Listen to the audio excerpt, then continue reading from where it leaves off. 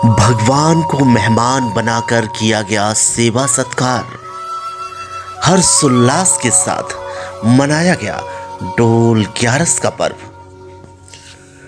वैसे तो हिंदू धर्म के अनुसार प्रत्येक दिन त्योहार के रूप में ही मनाया जाता है, किंतु त्योहार और व्रत ग्यारस एकादशी व्रत भादो शुक्ल के 11वें दिन डोल ग्यारस के तौर पर मनाई जाती है। डोल ग्यारस को परिवर्तनी एकादशी भी कहा जाता है। इस दिन बड़े बड़े जश्न मनाए जाते हैं। झांकियां आकर्षण का केंद्र होती है। धर्म और भक्ति भावना का एक जीता जागता उदाहरण देखने को मिला है वीना शहर में, जहां प्रत्येक वर्ष नरसिंह मंदिर प्रांगण में भगवान के चल समारोह का आयोजन हो रहा था। प्रत्येक वर्ष कोई भक्त या कोई आयोजन करता भगवान को अपने घर आमंत्रित करता है। आमंत्रण का सिलसिला भी यहाँ पर देखने को मिला, जिसमें 3 दिन तक यह कार्यक्रम चलता रहा। भगवान का विशेष श्रृंगार हुआ, अभिषेक हुआ और प्रतिदिन कोई ना कोई भक्त कार्यक्रम का आयोजक बन जाता है, जिसमें पूर्ण रूप से रंगारंग कार्यक्रमों की प्रस्तुतियां होती हैं। धार्मिक आस्था और विश्वास का यह सबसे बड़ा केंद्र होता है। लगातार 3 से 4 दिनों तक भगवान का विशेष पूजन अर्चन किया जाता है। भगवान का हल्दी कार्यक्रम होता है, भंडारे का आयोजन होता है, साथ ही भगवान को वह स्थान दिया जाता है जो किसी राजा से कम नहीं होता। प्रत्येक वर्ष की तरह इस वर्ष भी यह कार्यक्रम पूर्ण रूप से मनाया गया। इस वर्ष इस कार्यक्रम का आयोजन पीपी नायक जी के घर पर हुआ। 3 दिनों तक यह कार्यक्रम बड़े ही धूमधाम और हर्षोल्लास के साथ आयोजित हुआ। 3 दिनों तक भगवान की सेवा करने का पुण्य लाभ इनको प्राप्त हुआ। इसके पश्चात सभी कार्यक्रम यहाँ बहुत ही भक्तिमय तरीके से संपन्न हुए। वहीं भगवान की विदाई का समय भी आ गया। रथ नरसिंह मंदिर पहुंच गया। कार्यक्रम को और नजदीक से जानने के लिए हमारी टीम मौके पर पहुंची, भक्तों से बात की, भावनाएं उजागर हुई। राजधानी तक वैसे तो हिंदू धर्म में हर एक दिन एक त्यौहार की तरह होता है। उन्हीं त्योहारों में से एक महत्वपूर्ण अपनी जगह रखता है डोल ग्यारस। आज के बारे में आज के हम जानते हैं। बीना में डोल ग्यारस का पर्व बड़े ही धूमधाम से और हर्षोल्लास के साथ मनाया जाता है, जिसमें हमारे पूरे शहर में एक चल समारोह निकलता है। उसके बाद भगवान को अपने घर आमंत्रित किया जाता है और उनकी 3 दिन तक सेवा की जाती है। भगवान का पूजन किया जाता है। और आइए इसी श्रेणी में हम यहाँ के आयोजनकर्ताओं से थोड़ी बातचीत करेंगे, थोड़े हमारे हिंदू संस्कृति के बारे में जानेंगे और लोगों को इसके बारे में, जो डोल ग्यारस का पर्व होता है उसका क्या महत्व होता है हमारे यहाँ पे जो हिंदू धर्म है उसमें, और इसके जो कार्यक्रम होते हैं उसकी थोड़ी जानकारी हमारी ऑडियंस को दीजिए आप। जय श्री राधे। जैसे कि आपने बताया कि प्रत्येक त्यौहार हिंदू धर्म का जो भी रहता है, सनातन धर्म का, वो किसी न किसी उद्देश्य को लेकर किया जाता है। तो इसी प्रकार जब भगवान का जन्म हुआ था, भगवान श्री कृष्ण का, हमारे नंद लाला का, तो यशोदा मैया उनको विहार कराने के लिए, नौका विहार कराने के लिए यमुना जी के तट पर लेके जाती हैं और वहाँ पर तट पर ले जाकर उनको वहाँ पर स्नान कराते हैं। सभी गोपी ग्वाल वाल सखा वहाँ पर रहते हैं। यशोदा रानी के पूरा परिवार वहाँ पर रहता है, नंद बाबा रहते हैं और वहाँ पर उनका नौका विहार करवाया जाता है। नौका विहार कराने के पश्चात वहाँ पर उनको डोला, वहाँ पर उसको डोला भी कहा जाता है और नौका भी कहा जाता है, उसमें बिठाकर प्रभु को थोड़ा सा बिहार करवाया जाता है। जल बिहार, जिसको जल झूलनी ग्यारस भी कहा जाता है, तो बिहार करवाया जाता है। और इसी उपलक्ष्य में ये आज हम लोग उसको मना रहे हैं। इसके पश्चात ऐसी मान्यता है, ऐसा बताया जाता है, हमारे शास्त्रों में बताया जाता है कि भागवत जी के 10वें स्कंद में इस बात का उल्लेख मिलता है कि वहाँ से प्रभु को लेकर जब यशोदा मैया नंद भवन की ओर अग्रसर होती हैं, बढ़ती हैं, तब सभी ग्वाल वाल गोपी सखा जो भी गोकुल के ग्रामवासी, ब्रज के ग्रामवासी रहते हैं, सभी निवेदन करते हैं कि ये भगवान का स्वरूप जो है इतना सुंदर है, हम सभी चाहते हैं कि हमें वही सेवा का मौका दिया जाए।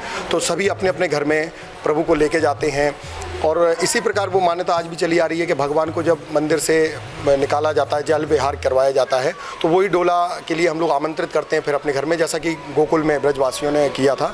इसके साथ ही परिवर्तन एकादशी भी रहती है, जिसमें ऐसा हमारे शास्त्रों में वर्णित है कि यहाँ पर हम लोग हमारे भगवान जो नारायण हैं, भगवान विष्णु हैं, वो अपनी करवट बदलते हैं विष्णु भगवान। इसलिए ये डोल ग्यारस को इसलिए डोल ग्यारस कहा जाता है प्रभु के कारण, और परिवर्तन एकादशी करवट बदलने के कारण कहा जाता है, और वही सब चला आ रहा है। जो ये चल समारोह निकलता है अपने शहर बीना में, जी। और ये जो 3 दिन का पूरा कार्यक्रम होता है, इसमें हम भगवान को अपने घर आमंत्रित करते हैं और उनकी सेवा सद्भावना करते हैं, उसके बारे में थोड़ा सा हमारे ऑडियंस के लिए बताएं। जैसा कि मैंने पहले भी आपको बताया कि ये पूरा वही दृश्य रहता है जो हमारे गोकुल में एक भक्त जो रहता है भगवान का, जो भाव से भगवान को प्रेम करते हैं, भक्ति में लीन रहते हैं, उन सब का उद्देश्य यही रहता है कि किसी न किसी बहाने से हम भगवान का भजन करें, और यही रीति तब से चली आ रही है। इसलिए जो बीना शहर में, जो काफ़ी पवित्र शहर कहलाएगा, यहाँ राम जानकी का विवाह भी बहुत सुंदर तरीके से मनाया जाता है, और इसके पश्चात यहाँ पर ये जल झूलनी ग्यारस का जुलूस भी यहाँ पर चल समारोह निकाला जाता है। तो यहाँ पर भगवान को, नरसिंह भगवान का जो यहाँ पर विश्वविख्यात मंदिर है,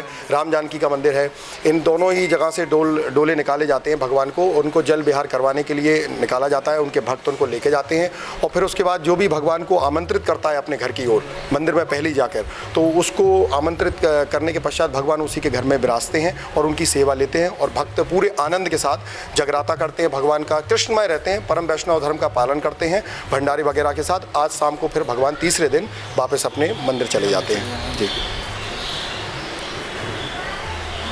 डोल ग्यारस का जैसा महत्व बताया है वह महत्व बिल्कुल सही है। यहाँ नरसिंह मंदिर के से करीब 300 वर्ष पहले विमान निकलते हैं, और यह विमान पूरे शहर में भ्रमण करते हुए बड़ा मंदिर जल विहार के लिए जाते हैं। जल विहार करने के बाद हमारे बड़े मंदिर में जाते हैं। बड़े मंदिर में भगवान की देव रघुनाथ जी ट्रस्ट में उनकी पूजा अर्चना होती है। उसके बाद ईश्वर की कृपा से, हमारे बुजुर्गों के आशीर्वाद से और हरि कृपा से हमें अवसर मिला कि भगवान को हम लोग अपने यहाँ 3 दिन के लिए रोकने का अवसर जो प्राप्त हुआ है, उसके लिए हम लोग उनको, भगवान को पहले आमंत्रण देने जाते हैं। तो हम लोग आमंत्रण देने गए। आमंत्रण देने के बाद इस भगवान घर आते हैं, और यह 3 दिन का कार्यक्रम पूरा एक शादी समारोह जैसा कार्यक्रम होता है। जब भगवान आते हैं तो उनका जो पोठा होता है, वो पोठे का कार्यक्रम होता है। फिर उसके बाद भगवान आते हैं, भगवान की शयन आरती होती है। शयन आरती के बाद दूसरे दिन मंगल आरती और श्रृंगार आरती, राजभोग आरती, ये सभी पूरा 3 दिन का कार्यक्रम पूरा धर्म में रहता है। आज सुबह हम लोगों ने भगवान का अभिषेक करने का अवसर मिला, और यह जो भी पुराने लोग आए हमारे घर पर, सभी लोग बता रहे थे यह पहला अवसर है कि दोनों विमान, नरसिंह मंदिर वाले विमान और लक्ष्मी नारायण मंदिर वाले विमान, एक साथ, दोनों विमान एक साथ आपके यहाँ घर पर रुके हैं। तो यह हम लोगों के लिए बड़ा गर्व का और एक सौभाग्य का विषय है कि ईश्वर हमारे घर पधारे हैं। और आज हम लोगों ने वहाँ सुबह उनका अभिषेक किया। अभिषेक के बाद पाँव पखड़ाई होती है, जैसे तो पाँव पखड़ाई का कार्यक्रम हुआ है, और शाम को भगवान की विदाई का कार्यक्रम होगा। और उसके बाद जब भगवान का सुबह भोग लगने के बाद पूरा शहर, पूरा हमारे मित्रगण, हमारे रिश्तेदार, हमारे सभी सहभागी भंडारे में भी हम लोगों ने आमंत्रित किए, और दिन भर से आज भंडारा चल रहा है। उद्देश्य रहा सर्वजन हिताय सर्वजन सुखाय, पूरे राष्ट्र का नाम पूरे विश्व में हमारा जगत गुरु हमारा भारत बने, और इसी कामना के साथ सर्व मंगल मांगल्ये शिवे सर्वार्थ साधिके शरण्य त्र्यंबके गौरी नारायणी नमस्तुते करके सबके कल्याण के लिए प्रार्थना की गई। पूरा नगर यहाँ पर उपस्थित रहा, पूरे शहर में लोगों ने यह कामना की कि इस कोरोना महामारी से हमारे शहर को, हमारे प्रदेश को, हमारे देश को भगवान श्री गणेश जी का भी अवसर है। आज अनंत चौदस है।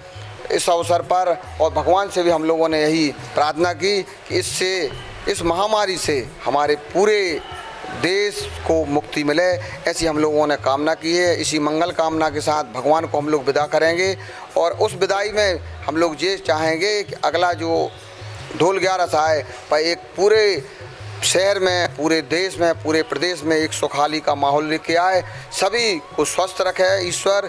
यही कामना के साथ हम लोग भगवान से यही निवेदन करेंगे, यही आशीर्वाद चाहेंगे कि भगवान पूरे प्रदेश, पूरे देश, पूरे विश्व को सुख शांति बनाए रहें। ऐसी हम लोगों की प्रार्थना है भगवान से।